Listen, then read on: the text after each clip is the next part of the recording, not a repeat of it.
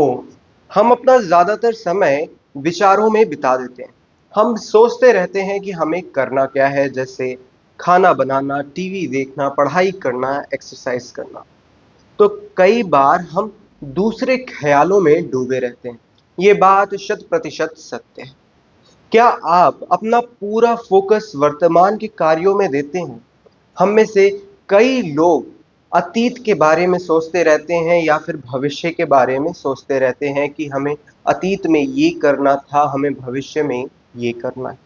ये over thinking का कोई मतलब ही नहीं है। ये हमारी हेल्थ के लिए, हमारी बॉडी के लिए लाभकारी नहीं है।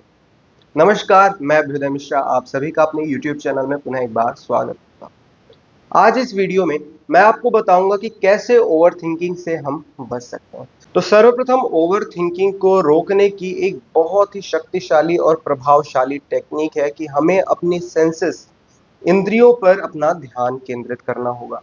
इसके साथ साथ हमें साउंड्स पर, स्मेल पर, पेंटिंग्स पर, यहाँ तक कि कलर पर व साइट यानी दृष्टि पर भी अपना ध्यान केंद्रित करना होगा।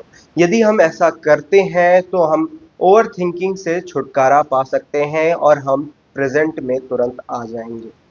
क्योंकि हमारा जो मन है ये बहुत ही चंचल है। ये एक जगह स्थिर नहीं होता। इसे यदि स्थिर रखना है तो हमें सबसे पहले ध्यान करना होगा। यदि हमने अपने मन को ऐसे ही छोड़ दिया तो ये या तो भविष्य में चला जाएगा या फिर अतीत में चला जाएगा।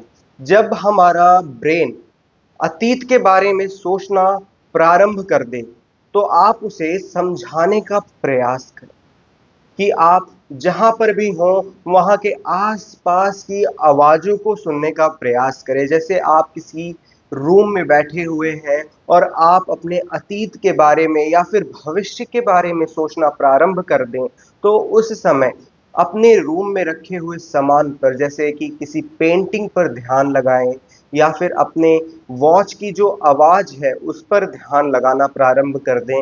पंखे की जो आवाज है उस पर ध्यान लगाना प्रारंभ कर दें।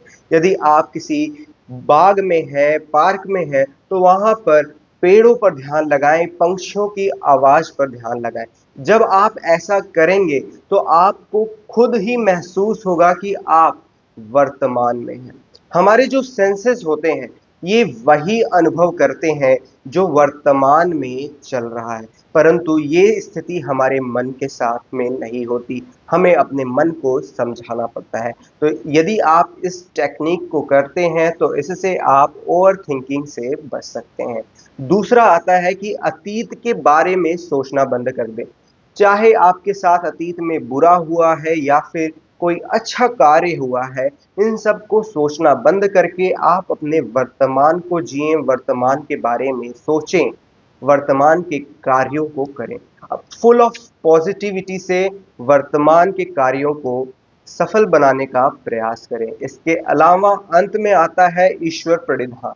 ईश्वर प्रणिधान में आप ऐसा सोचने का प्रयास करें, आप ऐसा महसूस करें कि कोई दिव्य शक्ति है जो आपका कभी भी बुरा नहीं चाहेगी, जो आपको कभी नुकसान नहीं पहुंचाएगी। ये विश्वास जरूर रखें कि आपके पास दिव्य शक्ति है। आपके पास दुखी होने के लिए कुछ भी नहीं है, ना ही खोने के लिए कुछ है।